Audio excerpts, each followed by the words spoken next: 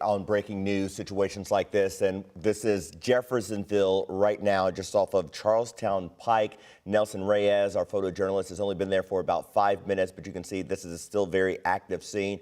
As we understand this right now, this is the Coronado Stone facility. It's a natural stone supplier in Jeffersonville. Fire started at that facility around 4:30 this morning. Fire crews are still there trying to put it out. Large flames at one point this morning, so they have been somewhat successful putting out some hot spots, still doing some work on that area right now. We'll continue to monitor this and check back in with it as firefighters continue to work on a rainy and cold morning.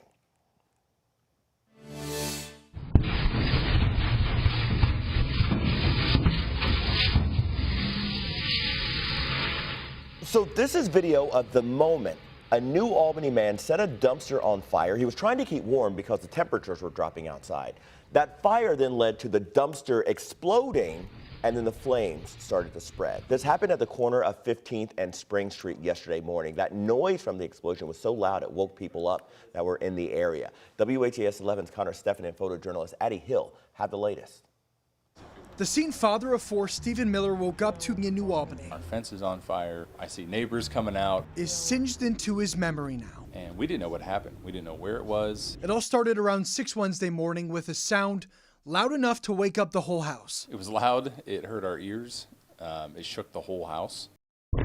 The explosion caught on Miller's backyard camera. He says neighbors help him put it out before first responders get there. And I just see flames. Take a look outside in his backyard by Wednesday afternoon. Kids have a little play kitchen back there. It had been on fire and melted down. You see the remnants of that fire. But to call it a tragedy. And I told him, I said, I'm not really worried about my fence. I'm not worried about my kids' toys. Would be looking at it the wrong way. I think the tragedy of the whole situation is that there was somebody sleeping outside last night.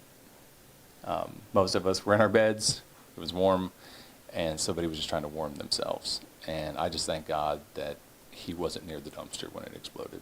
Another person struggling to find housing, looking for heat anywhere they can find it. A similar story played out underneath this I-64 overpass about a month ago in Louisville, except the encampment fire here cost a man his life. These people are humans, and they're not talked about like they're human. Yeah.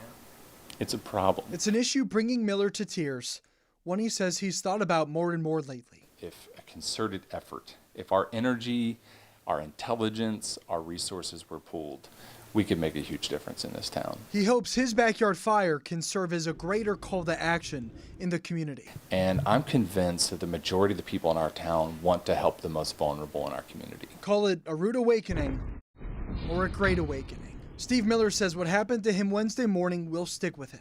He just hopes others feel the same. Connor Stephan, WHAS 11 on your side.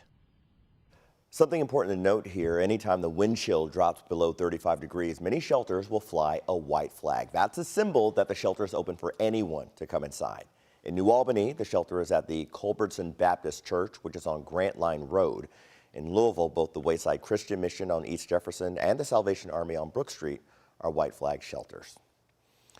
All right, traffic is moving again after yesterday's 7-hour shutdown of a portion of Interstate 64 West. This early morning fire was the cause. Some of those flames reached up to the interstate overpass, and you can see the damage that was left behind as a result. You might remember we covered this as breaking news around this time yesterday.